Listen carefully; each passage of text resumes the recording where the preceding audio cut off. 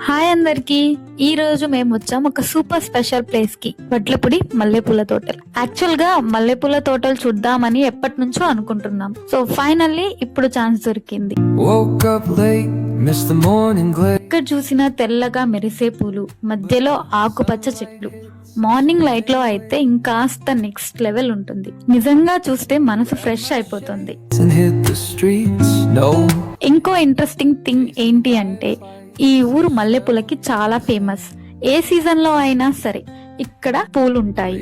వర్షమైనా ఎండైనా చెలైనా రైతు కంటిన్యూస్ గా పండిస్తూనే ఉంటారు. అక్కడ నాకు ఒక లోకల్ ఫార్మర్స్ తో మాట్లాడాను. ఆయన చెప్పారు, ఇక్కడ ఏ సీజన్ అయినా మల్లెపూలు ఉంటాయమ్మా, డిమాండ్ ఎప్పుడు తగ్గదు అని. ఇప్పుడు అర్థమైంది ఎందుకు వడ్లపూడి మల్లెపూలకి ఫేమస్ అని. వడ్లపూడి మల్లెపూలకి చాలా ఫేమస్. ఏ సీజన్ అయినా సరే ఇక్కడ మల్లెపూలు దొరుకుతూనే ఉంటాయి.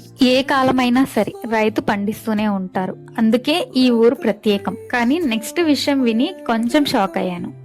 ఇక్కడ పూలు నార్మల్ గా అమ్మరు. ప్రతిరోజు ఇక్కడ వేలంపాట జరుగుతుంది. అంటే ఆక్షన్ లాగా. ఎవరు ఎక్కువ రేట్ చెప్తారో వాళ్ళకి ఆ రోజు పూలు ఇస్తారు.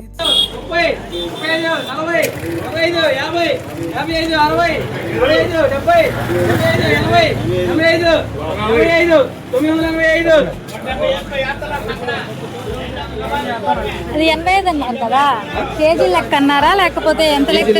కేజీ లెక్క ఎంత? 985. అలా డైలీ పాటే ఉంటుందా?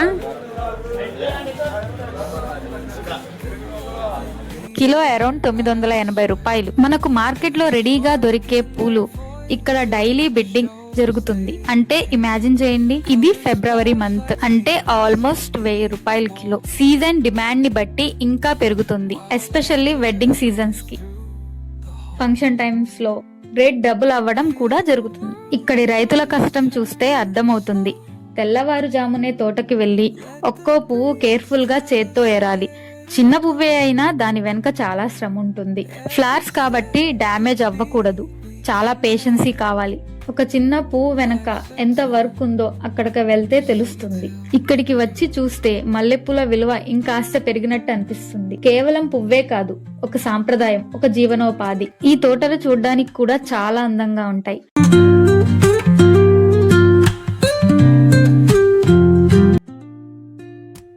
తెల్లటి మల్లెపూల మధ్యలో ఆకుపచ్చ చెట్లు.